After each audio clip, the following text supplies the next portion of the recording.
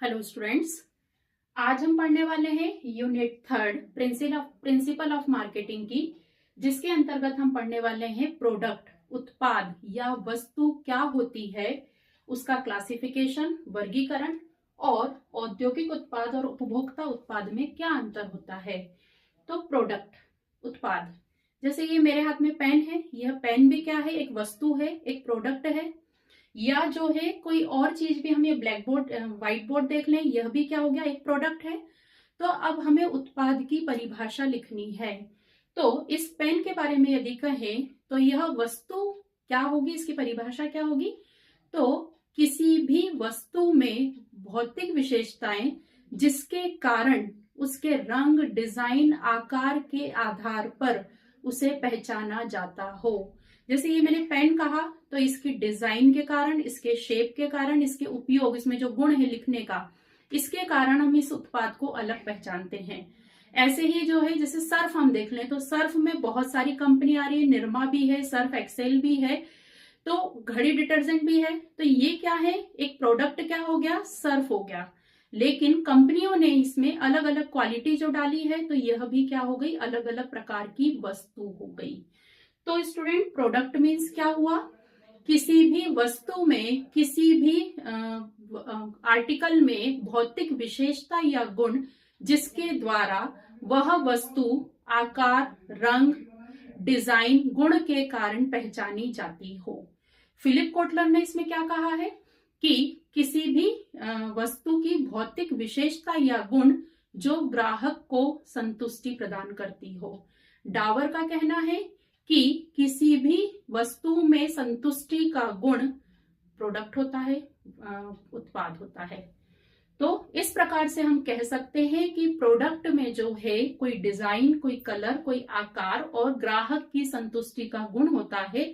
इसका आशय यह हुआ कि जो सेवाएं दी जाती हैं, जैसे बैंकिंग फैसिलिटी हमको मिलती है, हमको बीमा कंपनी के द्वारा सुविधा दी जाती है, हमको सामान, हम इलेक्ट्रॉनिक आइटम खरीदते हैं, हम व्हीकल्स खरीदते हैं, तो उसके बाद हमको फ्री सर्विसिंग की सुविधा। तो ये जो सेवाएं प्रदान की जाती हैं, यह भी एक प्रोडक्ट होती हैं, क्योंकि यह क्या होती हैं, ग्राहक को संतुष्टि प्रदान कर रही हैं, कहीं ना कहीं उन्हें सुविधा प्रदान कर रही हैं, तो वह भी क्या होती हैं, प्रोडक्ट होती हैं। तो ये आपको समझ में आया प्रोडक्ट क्या होता है। अब उसका वर्गीकरण, क्लासिफिकेशन, तो यह दो प्रकार का होता है स्टूडेंट। एक होता है कंज्यूमर प्रोडक्ट, उपभोक्ता उत्पाद, मतलब कि ऐसी वस्तुएं जो अंतिम उपभोक्ता के द्वारा यूज करने के लिए खरीदी जाती हैं, उपयोग करने के लिए खरीदी जाती हैं, जिसको वह उपभोग कर लेगा। और औद्योगिक उत्पाद मीन्स क्या होता है, इंडस्ट्रियल प्रोडक्ट, ऐसी वस्तुएं इसके अंतर्गत शामिल की जाती हैं जो कि कहीं और उत्पादन में उपयोग में आएगी। ध्यान देना, उपभोक्ता उत्पाद में हम क्या लेते हैं, ऐसी सभी वस्तुएं जो कंज्यूम कर ली जाएंगी, उपभोग कर ली जाएंगी कस्टमर के द्वारा, कंज्यूमर के द्वारा। जैसे उदाहरण के लिए अंतर मैं बताती हूँ आपको कि मिक्सी खरीदी, मैंने एक मिक्सी खरीदी मार्केट से।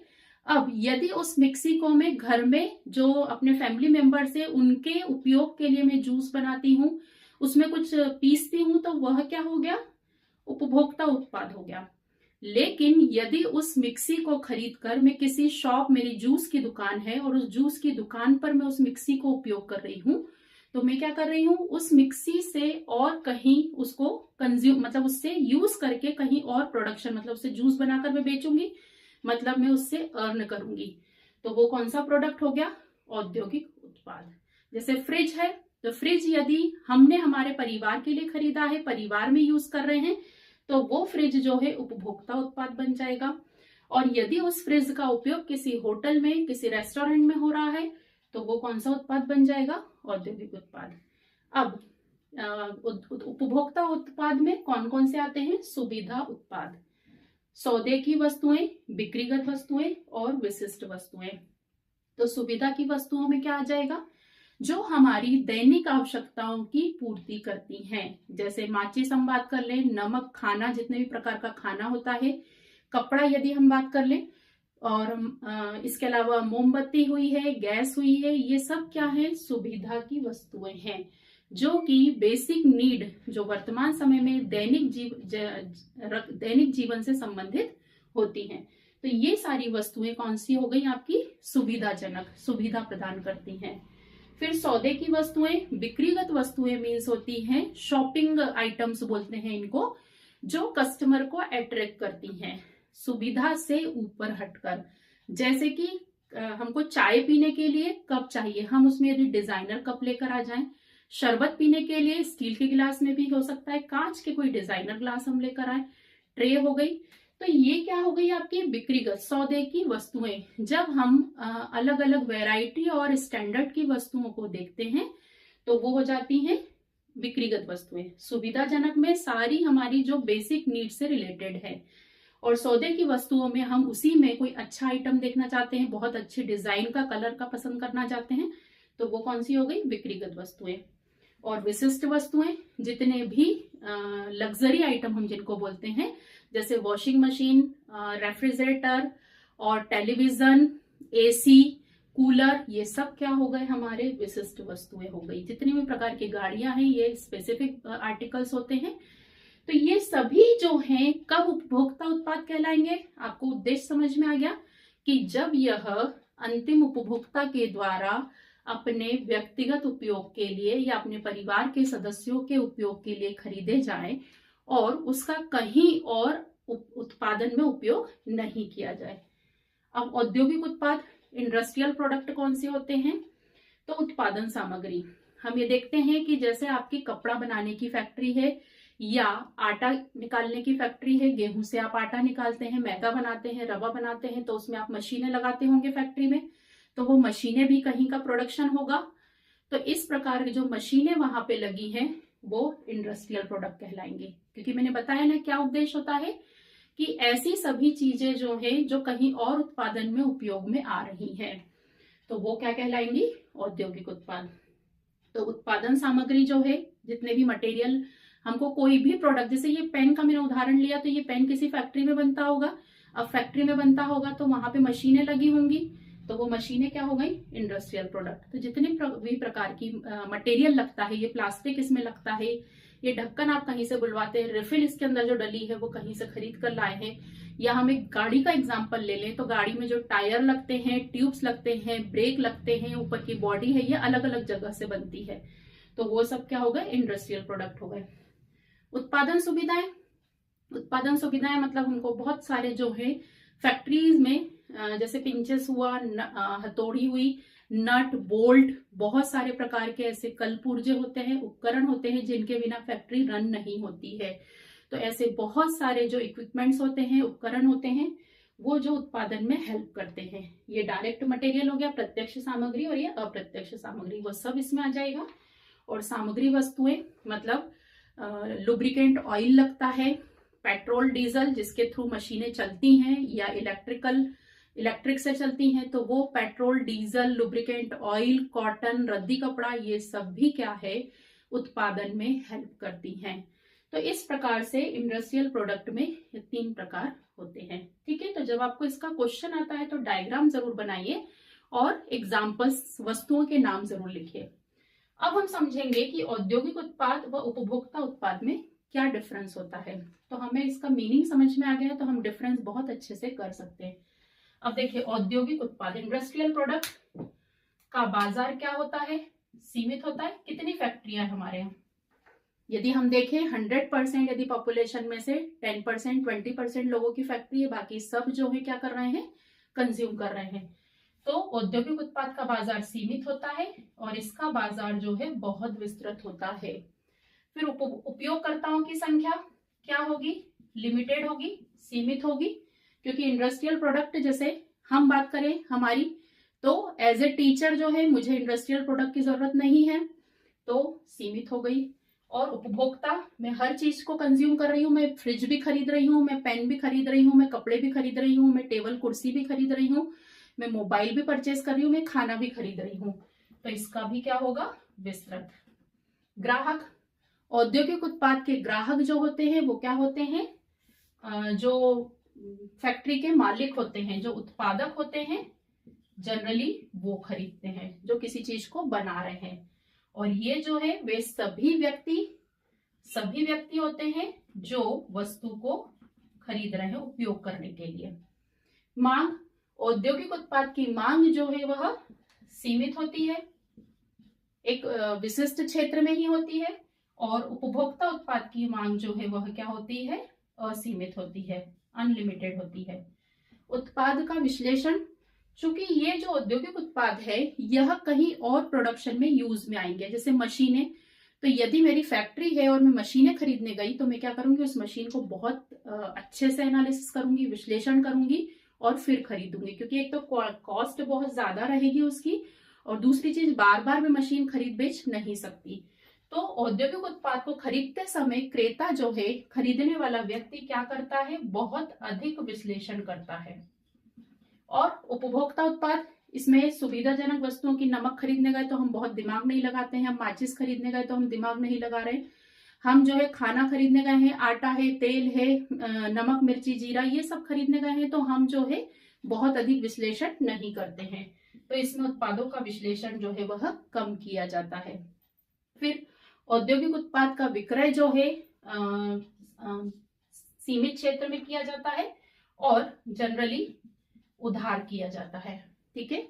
लेकिन उपभोक्ता में नगद प्लस उधार दोनों प्रकार से किया जाता है। और उद्देश्य औद्योगिक उत्पाद जो है कहीं और उत्पादन में उपयोग में आता है, ठीक है ना। मतलब इसका उद्देश्य क्या होता है खरीदने का, कि हम इसको कहीं और प्रोडक्शन में यूज करेंगे, और इसका जो उद्देश्य क्या होता है, उपभोग करने के लिए। मतलब यहाँ पे जो है जो अंतिम उपभोक्ता है वह खत्म हो जाएगा, ठीक है। तो इस प्रकार से स्टूडेंट औद्योगिक उत्पाद और उपभोक्ता उत्पाद में अंतर। स्टूडेंट्स, अब हम पढ़ेंगे प्रोडक्ट का जो है प्लानिंग, उत्पाद नियोजन क्या होता है, प्रोडक्ट मिक्स क्या होता है, उत्पादन मिश्रण, और प्रोडक्ट डेवलपमेंट, उत्पाद विकास क्या होता है। तो सबसे पहले इन तीनों का मीनिंग समझ लें। तो उत्पाद नियोजन प्लानिंग शब्द जहां भी ऐड हो जाता है, इसका अर्थ होता है कि भविष्य में किए जाने वाले कार्य का वर्तमान में निर्धारण। प्लानिंग शब्द जहां भी ऐड होगा वहां पे इसका अर्थ होता है कि हमें भविष्य में कोई कार्य करना है, उसकी प्लानिंग, उसकी योजना जो है हम वर्तमान में बना ले।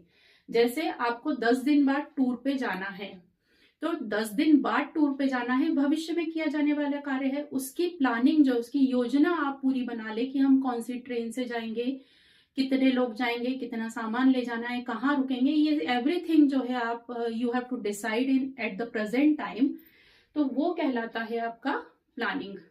अब यहाँ बात कर रहे हैं उत्पाद नियोजन, तो क्या जोड़ेंगे आप, बहुत सिंपल सा, कि किसी प्रोडक्ट को जो हमें भविष्य में लॉन्च करना है उसके संबंध में वर्तमान में योजना बनाना, वह कहलाता है उत्पाद नियोजन। और पारिभाषिक शब्दों में कैसे लिखेंगे, तो किसी भी उत्पादक के द्वारा उसकी फैक्ट्री में जो भी उत्पाद भविष्य में बनाया जाने वाला है उसके संबंध में वर्तमान में समस्त निर्णय निर्धारित करना या समस्त नीतियों को बनाना, वह उत्पाद नियोजन कहलाता है। अब हम बात करें प्रोडक्ट मिक्स, पहले हम मीनिंग समझ लें फिर इसके सब पॉइंट है।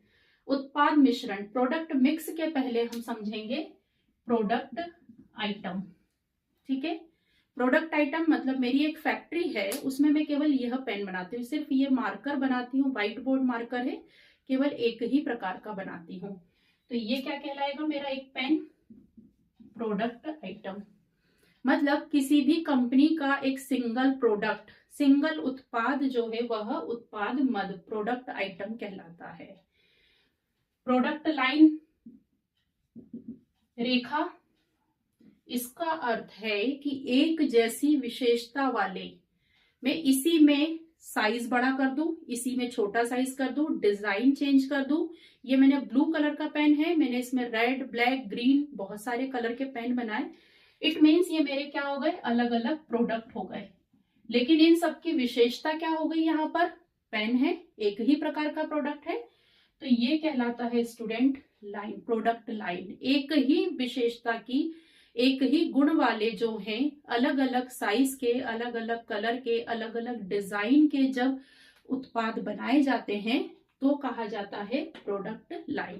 पंक्ति में उत्पादन मतलब कंपनी जो है पेन की ही कंपनी कहलाएगी। अब पेन की कंपनी में वो अलग अलग वैरायटी अवेलेबल करवा रहा है। क्लियर ये चीज। अब आते हैं प्रोडक्ट मिक्स। उत्पाद मिश्रण क्या होता है? मेरी पेन बनाने की फैक्ट्री है, मैं इसके साथ में pencil, eraser, scale, sketch pen, brush colour, water colour और बहुत सारे टाइप के जो स्टेशनरी से रिलेटेड है वो सब आइटम मैं अपनी फैक्ट्री में बनाने लगूं। सारे जो स्टेशनरी के आइटम हैं जिसमें मैं अलग अलग हो गए सब। इसके लिए रबर, पेंसिल, स्केल, शार्पनर, ये जो है अलग अलग चीज में यदि बनाने लगूं तो ये क्या हो गए? सब अलग अलग विशेषता वाले प्रोडक्ट हो गए। तो इसको क्या कहेंगे हम? उत्पाद मिश्रण, प्रोडक्ट मिक्स। समझ में आया? जैसे एक तेल बनाने वाली कंपनी है, अब तेल बन रहा है उसने तेल में जो है अलग अलग प्रकार के तेल बनाए।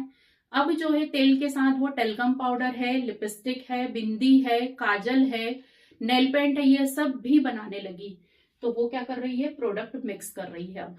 और यदि केवल वो जो है ऑयल बनाने की कंपनी है, केवल ऑयल में ही अलग अलग वैरायटी, अलग अलग साइज की बॉटल, अलग अलग फ्रेग्रेंस के जो बना रही है, तो वो प्रोडक्ट लाइन है। क्लियर ये चीज। प्रोडक्ट डेवलपमेंट, विकास। किसका विकास करना है हमें? प्रोडक्ट का। तो स्टूडेंट्स, प्रोडक्ट का विकास का अर्थ होता है कि ऑलरेडी मेरे पास ये पेन है, ये मेरा प्रोडक्ट ऑलरेडी मार्केट में लॉन्च है। अब इसका डेवलपमेंट मैं कैसे कर सकती हूँ? या तो प्रोडक्ट लाइन जो है उसमें चेंजेस कर लूं, इसकी डिजाइन में चेंज कर लूं। तो उत्पाद का विकास का अर्थ होता है कि पहले से मौजूद उत्पाद में उसकी प्रोडक्शन लाइन में चेंज करके, उसकी पैकिंग में चेंज करके, उसके कलर में चेंज करके, उसके डिजाइन में चेंज करके जब प्रोडक्ट का विकास किया जाता है। जैसे हम पियर्स साबुन का एग्जांपल ले। पियर्स जो है यदि आप लोग जानते हो तो पहले येलो कलर का जो है एक सिंगल ही आता था, और अभी आप यदि मार्केट में जाएंगे तो पियर्स आपको ग्रीन कलर का भी मिलेगा, ब्लू कलर का भी मिलेगा। तो यहाँ पे क्या हुआ? उन्होंने प्रोडक्ट का डेवलपमेंट किया, विकास किया। अलग अलग फ्रेग्रेंस जो है, अलग अलग खुशबू और अलग अलग टेक्सचर के उन्होंने जो है पियर्स लॉन्च किए। तो यहाँ पे उन्होंने क्या किया? प्रोडक्ट का विकास किया। तो जब किसी उत्पाद, पहले से मौजूद उत्पाद की कलर, डिजाइन, आकार और सुगंध में परिवर्तन, गुणों में परिवर्तन करके एक नए प्रोडक्ट को लॉन्च किया जाता है तो कहा जाता है कि प्रोडक्ट का विकास किया। क्लियर ये चीज, मीनिंग समझ में आया आपको? अब हम देखेंगे प्रोडक्ट प्लानिंग के तत्व। जब हमें प्लान बनाना है, योजना बनानी है, तो हम क्या क्या चीजें डिसाइड करेंगे। मैंने कुछ पॉइंट लिखे हैं, आप मन से भी बहुत सारे पॉइंट बना सकते हैं। और उत्पाद विकास के भी यही पॉइंट होंगे और प्रोडक्ट प्लानिंग के, ध्यान देना, इन दोनों के यदि तत्व आते हैं या क्षेत्र आता है तो सेम पॉइंट है स्टूडेंट। क्या डिसाइड करेंगे? अब प्लानिंग करनी है आपको। जैसे आपको मैंने कहा कि आपको 1 महीने बाद फैक्ट्री खोलनी है, साबुन की फैक्ट्री खोलनी है, तो आप प्लान बनाएंगे आज की डेट में और उसमें आपको साबुन लॉन्च करना है। तो क्या क्या डिसाइड करेंगे? ये तो मैंने बहुत कम पॉइंट लिखे हैं। आप किस आकार का बनाएंगे? ओवल शेप का बनाएंगे, सर्कल बनाएंगे, स्क्वायर बनाएंगे, क्यूब शेप का बनाएंगे। तो उत्पाद का आकार क्या रखेंगे? उत्पाद की बनावट कैसी होगी? मतलब 100 ग्राम, 200 ग्राम, 10 ग्राम, 20 ग्राम। रंग, कौन से रंग का बनाएंगे? नाम क्या रखेंगे? निर्णय कैसे लेंगे कि प्रोडक्ट हमें कब से शुरू करना है, कितना बनाना है। तो स्टूडेंट बहुत सारे पॉइंट्स जो है आप इसमें लिख सकते हैं कि पैसों की व्यवस्था कहाँ से करेंगे, माल कहाँ पर बेचेंगे, रॉ मटेरियल हमें चाहिएगा वो कहाँ से खरीदेंगे। इसके साथ ही जो एम्प्लॉय हैं उनका जो है किस किस तरीके से अपॉइंटमेंट होगा, फैक्ट्री का जो है वर्किंग टाइम क्या रहेगा, बहुत सारी चीजें, मशीनें कहाँ से लाएंगे। तो इस प्रकार से स्टूडेंट यदि हमें प्रोडक्ट उत्पाद नियोजन करना है या उत्पाद का विकास करना है तो ये उसके एलिमेंट से निर्धारण करने वाले तत्व हैं। ठीक है। अब उत्पाद मिश्रण जो है ज्यादा आईएमपी है और इसका जो है प्रभावित करने वाले तत्व। कब एक कंपनी जो है, यदि वर्तमान समय में हम देखें तो कंपनी केवल एक ही प्रकार के प्रोडक्ट नहीं बना रही है, वो हर क्षेत्र में जो है अलग अलग प्रोडक्ट बना रही है। मतलब उसने इधर से भी कवर किया, इधर से भी पूरा मार्केट कैप्चर करने की कोशिश कर रही है। तो कौन कौन से तत्व जो है उत्पाद मिश्रण को प्रभावित करते हैं? कि कब उसको एक प्रोडक्ट, जैसे अभी वो ऑलरेडी ऑयल बना रही है लेकिन अब उसे सोचना पड़ रहा है कि टेल्कम पाउडर भी बनाऊं मैं, फेस पाउडर भी बनाऊं, लिपस्टिक भी बनाऊं, नेल पेंट भी बनाऊं। तो मांग में परिवर्तन, पहला तत्व क्या होता है इसके बारे में सोचने, डिमांड। उन्हें जब मार्केट में देखा कि ऑयल की डिमांड में कोई परिवर्तन नहीं हो रहा है, लेकिन वह देख रहे हैं कि आसपास जो है टेल्कम पाउडर की डिमांड बहुत आ रही है और बाकी के कॉम्पिटिटर भी बना रहे हैं, तो मांग में यदि परिवर्तन होता है तो प्रोडक्ट मिक्स जो है, उत्पाद मिश्रण में भी परिवर्तन होता है। फिर निर्माता की छवि, इसका बहुत ज्यादा फायदा लोग मतलब कंपनियां उठा रही हैं। जैसे कोलगेट की कंपनी जो है, कोलगेट की एक ब्रांड यदि हमें फेमस हो गई है और मैक्सिमम सॉरी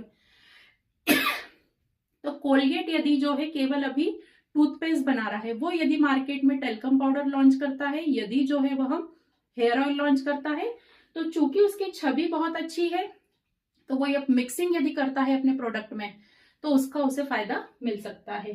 फिर मार्केटिंग स्ट्रेटेजी, विपणन की जो नीतियां हैं, मार्केटिंग स्ट्रेटेजी के कारण भी जो है कोई प्रोडक्ट ऐसा होता है जिसको बेचना जो है, ग्राहक तक पहुंचाना जो है वह लंबी प्रोसेस हो जाती है, तो उसके कारण भी जो निर्माता है वह सोचता है कि मैं अपना प्रोडक्ट मिक्स जो है वह चेंज कर लूं। कॉम्पिटिटर, ये तो डेफिनेटली सबसे ज्यादा जो है इसी चीज से लोग जो है अलग अलग टाइप की चीजें यूज करते हैं और नई नई चीजें मार्केट में लॉन्च करते हैं। फाइनेंस, वित्त की व्यवस्था, पैसों की व्यवस्था, डेफिनेटली वही उत्पादक और निर्माता प्रोडक्ट मिक्स को चेंज करने के बारे में सोचेगा जिसके पास फाइनेंस होगा। उत्पादन की मात्रा, क्वांटिटी ऑफ प्रोडक्शन, उत्पादन की कितनी मात्रा अभी फैक्ट्री में उत्पादित हो रही है और कितनी हो सकती है, उसके बेसिस पे भी प्रोडक्शन मिक्स जो है वह चेंज होता है। सरकारी नियंत्रण, डेफिनेटली गवर्नमेंट की पॉलिसी, टैक्स हमें ही भरना होता है और डिस्काउंट की या सब्सिडी की फैसिलिटी भी हमें ही लेनी होती है, तो जिस प्रोडक्ट पे टैक्स कम लगता है डेफिनेटली हम प्रोडक्ट मिक्स में उसको शामिल करेंगे। तो ये है स्टूडेंट हमारे प्रोडक्ट मिक्स को प्रभावित करने वाले तत्व। अब उत्पाद विकास, आपका मार्केट में ये पेन ऑलरेडी चल रहा है, अब इसका जो है आपको डेवलपमेंट करना है, आपको इसके बारे में सोचना है कि क्या करना है। तो क्या प्रक्रिया रहेगी, या एक नए प्रोडक्ट को लॉन्च करने की क्या प्रक्रिया होती है वह भी सेम होगी।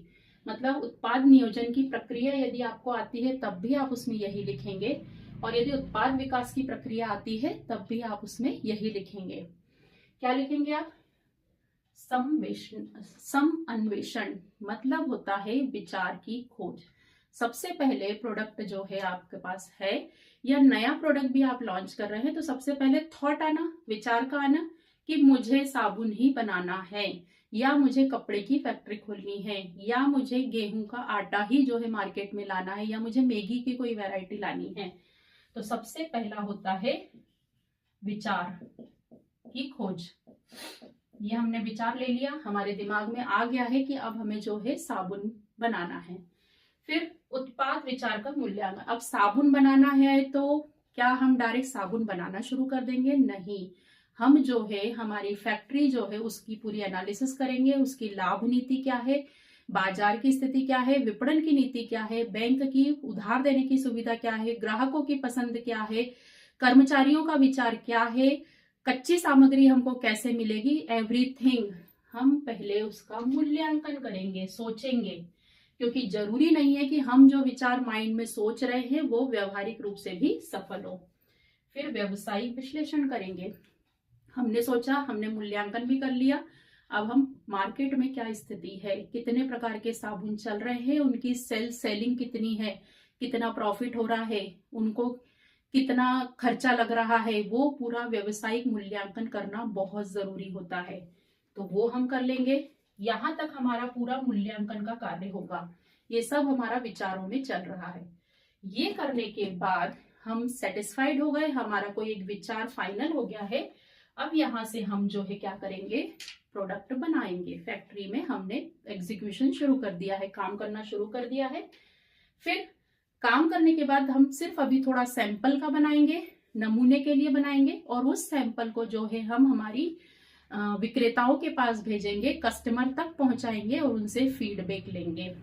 ये होता है परीक्षात्मक विपणन, टेस्टिंग। अभी फाइनल प्रोडक्ट नहीं लॉन्च कर रहे हैं, और ये जनरली सभी कंपनियां जो हैं वर्तमान समय में करती हैं।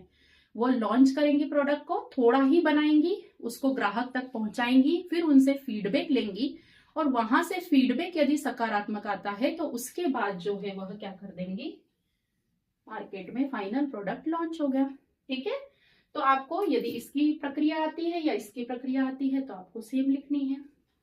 अब उत्पाद विकास के सिद्धांत, कैसा सिद्धांत मतलब यहाँ पर है शुड बी, कैसा होना चाहिए, स्टैंडर्डाइज्ड होना चाहिए। जो भी प्रोडक्ट आप डेवलप कर रहे हैं वो स्टैंडर्ड का होना चाहिए। फूड प्रोडक्ट यदि हैं तो उसमें हाइजीन और हेल्थ के हिसाब से जो है हार्मफुल ना हो, ऐसा होना चाहिए। सरलीकरण, इजी सिंप्लीफाई होना चाहिए। जो प्रोडक्ट हम बना रहे हैं उसकी प्रोसेस, उसकी खरीदने बेचने की सारी प्रक्रिया, यूज करने की टेक्निक्स जो है वह इजी होनी चाहिए। विशिष्टीकरण, स्पेशलाइजेशन, जो प्रोडक्ट आपका मार्केट में जा रहा है वो स्पेसिफिक होना चाहिए, यूनिक होना चाहिए। तो ये है स्टूडेंट हमारा प्रोडक्ट प्लानिंग, प्रोडक्ट मिक्स और प्रोडक्ट डेवलपमेंट। क्लियर स्टूडेंट्स, अब हम पढ़ेंगे यूनिट 3 में ही उत्पाद जीवन चक्र, प्रोडक्ट लाइफ साइकिल। हम मार्केट में जितने भी प्रोडक्ट देखते हैं वह उनकी भी एक लाइफ साइकिल होती है। जैसे एक मानव की लाइफ साइकिल होती है कि पहले वो शिशु रूप में होता है, फिर जो है वह युवावस्था में जाता है, फिर जो है वह अधेड़ अवस्था में जाता है और फिर जो है वह बुढ़ापे की तरफ जाता है। इसी प्रकार कोई एक प्रोडक्ट होता है, जो भी कंपनी प्रोडक्ट बनाती है उसकी भी 4 अवस्थाएं होती हैं। तो पहली अवस्था क्या होती है, बहुत आईएमपी क्वेश्चन है ये। पहली अवस्था होती है बाजार परिचय की। पहली अवस्था में कंपनी के द्वारा प्रोडक्ट जो है वह लॉन्च किया जाता है। तो चूंकि अभी कस्टमर बहुत कम है, अभी नया नया लॉन्च होता है, तो इस अवस्था में ग्राहक कम होते हैं, लाभ कम होते हैं, कीमत कम होती है और जो है चूंकि यह परिचय की अवस्था है तो ग्राहक धीरे धीरे जुड़ना शुरू करते हैं। तो इस स्थिति में सभी चीजें जो है वह कम होती है और कंपनी का लाभ भी इस कारण से कम होता है। लेकिन बाजार परिचय की अवस्था जो है वह चूंकि प्रारंभिक अवस्था होती है और यहाँ से बिजनेस के बढ़ने के सबसे ज्यादा चांसेस होते हैं।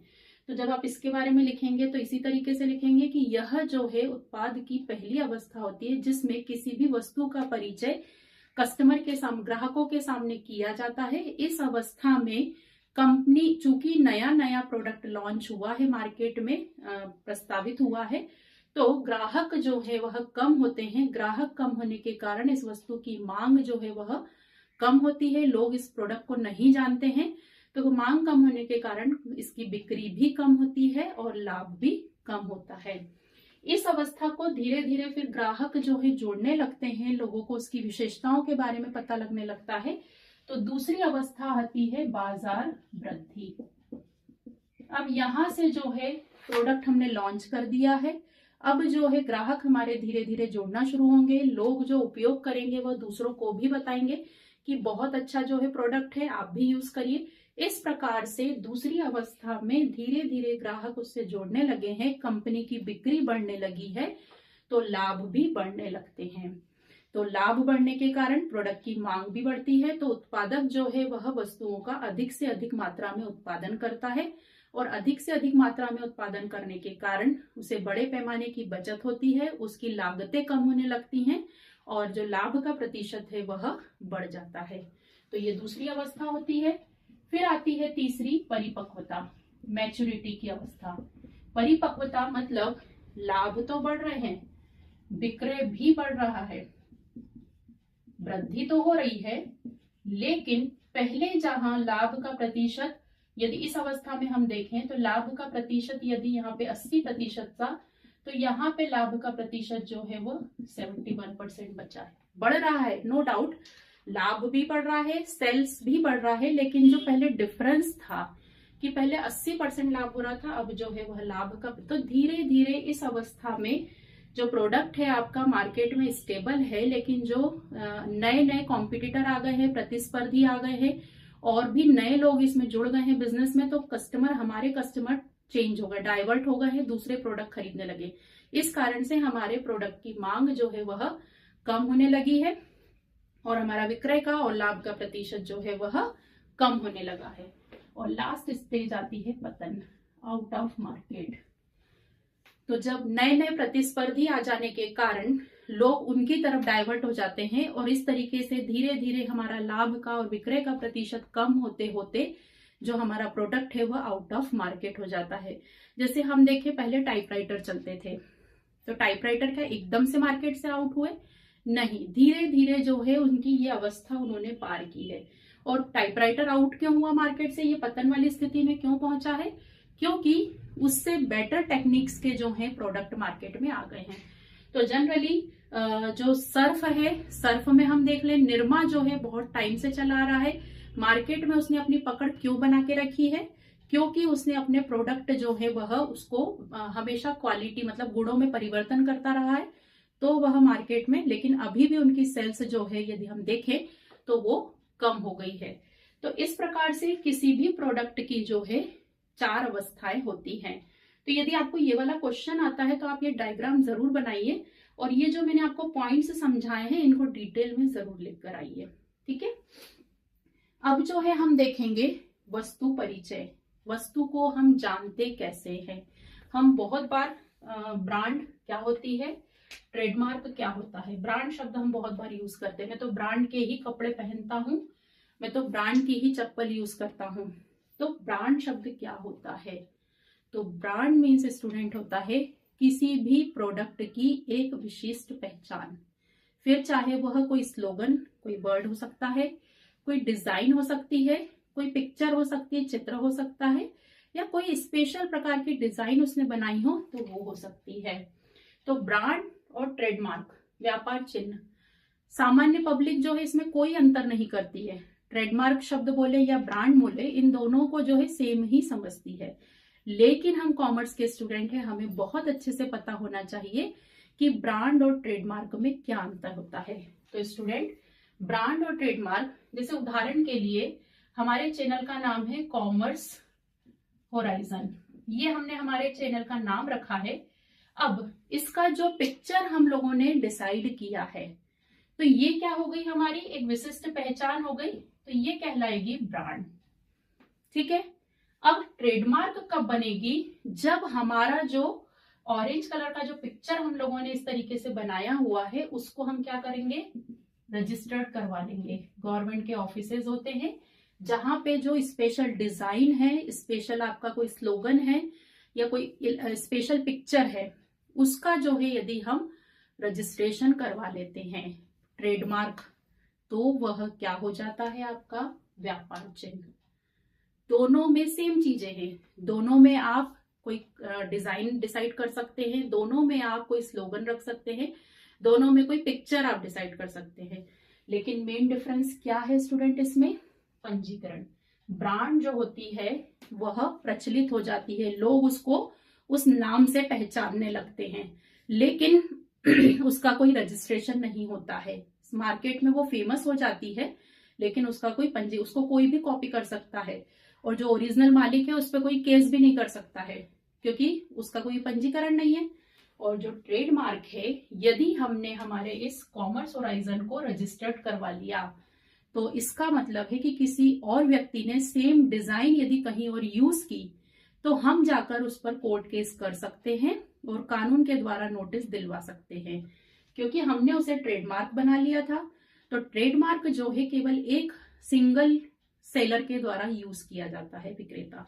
और ब्रांड जो है वह यह भी किसी वस्तु की स्पेशल डिजाइन, स्लोगन, शब्द या पहचान चिन्ह होता है जिसके द्वारा वह पूरे बाजार में अलग रूप से पहचाना जाता है। इसकी भी परिभाषा आप यही लिखेंगे, लेकिन इसमें क्या लिखेंगे आप कि ऐसा व्यापार, ऐसा चिन्ह, ऐसे डिजाइन, ऐसा चित्र जो कि किसी उत्पाद को अलग पूरे बाजार में, पूरे प्रोडक्ट में अलग तरीके से पहचाना जाता है और जो पंजीकृत होता है उसे हम व्यापार चिन्ह कहेंगे। आया समझ में अंतर? अब ब्रांड और ट्रेडमार्क में आप कंफ्यूज नहीं होना। और हम अंतर समझ लेते हैं। ब्रांड और ट्रेडमार्क में पंजीकरण किसमें होगा? ब्रांड में पंजीकरण नहीं होता है और इसमें पंजीकरण करवाना अनिवार्य है, तभी वह ट्रेडमार्क बनता है।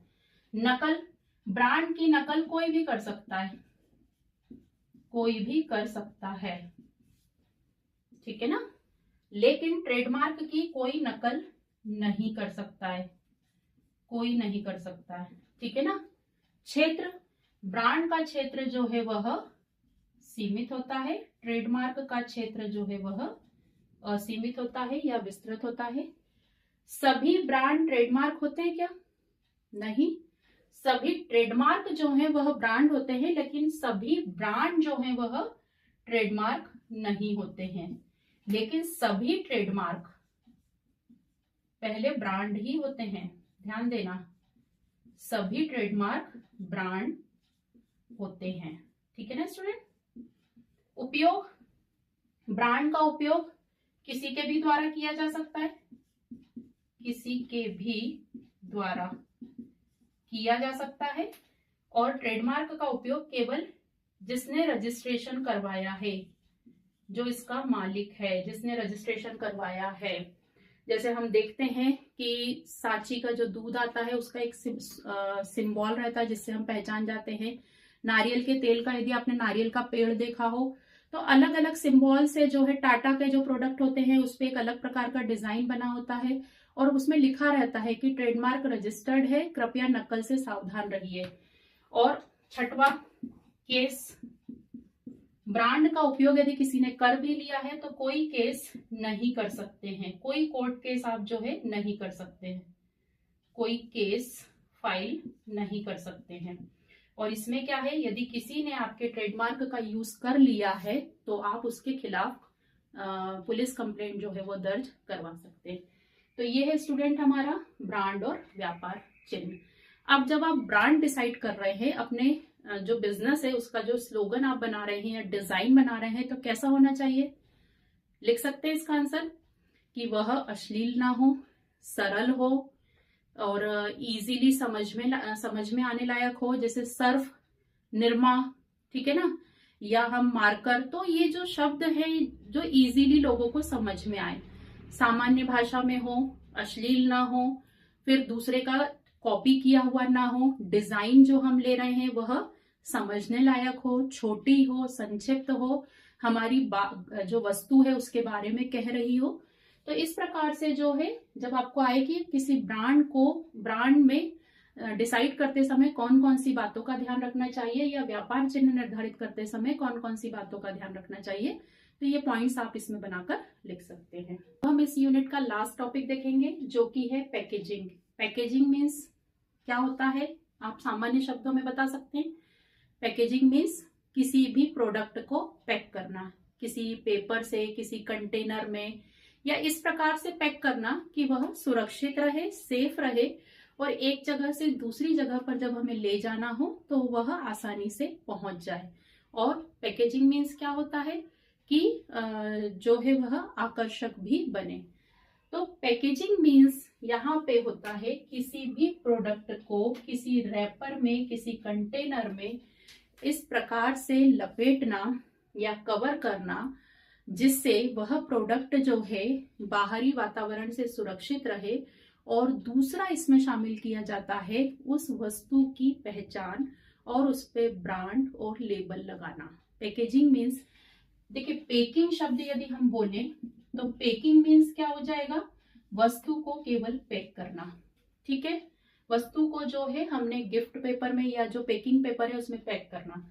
और पैकेजिंग शब्द जब हम यूज कर रहे हैं तो इसमें क्या होगा, जो आप ये जो रैप करने के लिए जो कंटेनर है, जैसे लिक्विड आइटम है तो उसका कंटेनर आप बना रहे हैं, या जो है कार्टून्स हम लेते हैं तो वो कार्टून्स जो है वह भी आप बनाएं, तो वो पैकेजिंग। और जो प्रोडक्ट आपने पैक किया है उस पे लेबलिंग करना, उस लेबलिंग में जो है सारी डिटेल्स हमें मिल जाती है, चाहे कॉस्मेटिक आइटम हम देखें, चाहे फूड आइटम्स हम देखें तो एक्सपायरी डेट कब की है, कब मैन्युफैक्चरिंग हुई है, कौन कौन से कंटेंट उसमें डले हुए हैं, कंपनी का नाम लिखा रहता है, कलर लिखा रहता है, मात्रा लिखी रहती है, एवरीथिंग जो है हमें उस लेबल पे मिल जाता है। तो पैकिंग मीन्स क्या होता है, वस्तु को केवल कवर करना। लेकिन पैकेजिंग मीन्स जब हम बात करते हैं तो जिस वस्तु के अंदर उस जो प्रोडक्ट को है पैक किया जाता है वह रैपर और कंटेनर भी खुद बनाना, और जो प्रोडक्ट हमने पैक किया है, कवर किया है, उस पर लेबलिंग करना, उस प्रोडक्ट की पहचान के लिए और जानकारी के लिए, वो पूरा पैकेजिंग होता है। तो हम अब पैकेजिंग की परिभाषा कैसे लिखेंगे? तो पैकेजिंग की परिभाषा स्टूडेंट होगी, किसी भी उत्पाद, पैकेजिंग कला व विज्ञान दोनों है, जिसके अंतर्गत किसी भी उत्पाद को बाहरी आवरण को लपेटा या कवर किया जाता है, साथ ही उस पेपर पर लेबलिंग या कागज चिपकाया जाता है जिसमें उस प्रोडक्ट के बारे में पूरी जानकारी लिखी होती है। इसकी सहायता से ग्राहक अपनी वस्तु के बारे में पूरी जानकारी ले सकता है, और वस्तु एक स्थान से दूसरे स्थान पर जब पहुंचाई जाती है तो सुरक्षित पहुंच जाती है। क्लियर? पैकेजिंग, उसको शुद्ध हिंदी में संवेष्टन बोलते हैं, पैकिंग करना। उसकी विशेषताएं यदि हम देखें तो जो मीनिंग है उसी से विशेषता, कला व विज्ञान दोनों है। पैकेजिंग मीन्स साइंस और आर्ट बोथ, मतलब पैकिंग करना जो है कला तो है ही, हम देखते हैं जितनी अच्छी पैकिंग होगी हाँ उतना जो है प्रोडक्ट मार्केट में बिकेगा, और जो पैकिंग की जाती है उसके पीछे कारण होते हैं, लॉजिक्स होते हैं। जैसे कांच के यदि प्रोडक्ट है तो हैंडल विथ केयर जो है आपने उस पे बॉक्स पे लिखा रहता है, और उसकी पैकेजिंग जो है उसकी वो भी डिफरेंट होती है, डबल ट्रिपल पैकिंग होती है। फिर उत्पाद नियोजन का भाग, मतलब हमने अभी प्रोडक्ट प्लानिंग पढ़ा कि भविष्य में जो काम किया है, तो जब उसकी प्लानिंग की जाती है तो उसमें पैकेजिंग कैसी रहेगी, उसके जो कार्टून्स हमें बनाना है, उसके यदि कंटेनर में है कोई चीज तो उसकी क्या पॉलिसी रहेगी, उसको भी जो है डिसाइड उसी समय कर लिया जाता है। पैकेजिंग व पैकिंग में अंतर ये मैंने बता दिया। पैकिंग मीन्स होता है केवल वस्तु को कवर करना, पैक करना, और पैकेजिंग में सब कुछ पैकेज में सब आ गया है, मतलब जो वस्तु आप जिस कंटेनर में रखेंगे वो कंटेनर भी आप बनाएंगे, उस पर लेबलिंग करेंगे, उस पर कागज चिपकाएंगे जिसमें सारी इंफॉर्मेशन उस प्रोडक्ट की लिखी होगी। फिर है लेबलिंग व ब्रांडिंग, लेबल करना, जैसे हम ये पेन के बारे में देखिए, इस पे भी एक कागज लगा हुआ है जिसमें पूरी डिटेल लिखी हुई है, कौन सी कंपनी है, कब मैन्युफैक्चरिंग हुई है, कौन कौन से कंटेंट इसमें है, एवरीथिंग जो है ऑन दिस लेबल। फिर ब्रांडिंग, अभी हमने पढ़ा ब्रांडिंग और ट्रेडमार्क। सुरक्षित, डेफिनेटली पैकेजिंग का मेन उद्देश्य होता है प्रोडक्ट को सुरक्षा प्रदान करना। बारिश हुई, गर्मी हुई, एक स्थान से दूसरे स्थान पर ट्रेन से, ट्रक से जब माल पहुंचाया जाएगा तो अंतिम उपभोक्ता तक वह उसी रूप में पहुंचे, किसी भी प्रकार की टूट फूट की संभावना कम से कम हो। यह है स्टूडेंट इसकी विशेषताएं। उद्देश्य या लाभ, क्या उद्देश्य, क्यों करते हैं, अभी हमने समझा, सुरक्षा प्रदान करने के लिए, इससे जो है सुरक्षा। फिर आकर्षक, डेफिनेटली पैकिंग के बेसिस पे भी बहुत सारा माल जो है हम खरीदते बेचते हैं, तो आकर्षक। सुविधा प्रदान करना, यदि हमें कोई गुड्स जो है एक स्थान से दूसरे स्थान पर पहुंचाना है तो पैकेजिंग की हेल्प से हमें टेंशन नहीं रहता है, इजी गोइंग रहता है। विक्रय बढ़ता है, पैकेजिंग की सुविधा, आप डेफिनेटली कहीं गए हैं, सामान खरीद रहे हैं, जैसे हम बाहर घूमने गए हैं और वहां हमने कोई सामान खरीदा और वो बोल रहे हैं कि हम पैक करके नहीं देंगे, तो आप सामान को वहीं छोड़कर आ जाते हैं, क्योंकि आप उस सामान को लाकर पैक करेंगे और फिर लेकर जाएंगे तो उसमें टूट फूट की संभावना है। तो विक्रय जो है वह पैकेजिंग की फैसिलिटी जहां होती है वहां पे विक्रय बढ़ता है। और मितव्ययिता, इकोनॉमिकल है, क्योंकि पैकेजिंग से जो है छोटी छोटी वस्तुएं एक बड़े कार्टून्स में आ जाती है, तो जो कॉस्ट ऑफ सेंडिंग है वह कम हो जाती है। तो ये इसके उद्देश्य और लाभ दोनों हैं। क्या क्या पैकेजिंग के अंतर्गत कौन कौन से कार्य किए जाते हैं, तो बहुत अच्छे से अब आप लिख सकते हैं। पैकेजिंग में आवश्यक सूचनाएं, जैसे हमने मार्कर देखा, आप कोई भी प्रोडक्ट आप उठाकर देख लीजिए, सब में जो है लेबल लगा हुआ होता है, तो हमें प्रोडक्ट के बारे में सारी इंफॉर्मेशन, प्रोडक्ट को अंदर जाकर देखने की जरूरत नहीं है, उसके लेबल पे जो इंफॉर्मेशन है उससे हम प्रोडक्ट के बारे में पूरी जानकारी ले सकते हैं। लाभ की संभावनाएं, पैकेजिंग के थ्रू जो है हमें लाभ कितना होगा वह पता लग सकता है। विज्ञापन, एक तरीके से पैकेजिंग में जो है हम चूंकि लेबलिंग कर रहे हैं सारी इंफॉर्मेशन की, तो वो एक तरीके से क्या हो गया, एडवर्टाइजमेंट हो गया, विज्ञापन हो गया। पहचान, पैकिंग के माध्यम से भी जो है हम पहचान मिलती है प्रोडक्ट को, पैकिंग से लोग पहचान लेते हैं कि हाँ ये टाटा का है या दूसरे इस कंपनी का प्रोडक्ट है।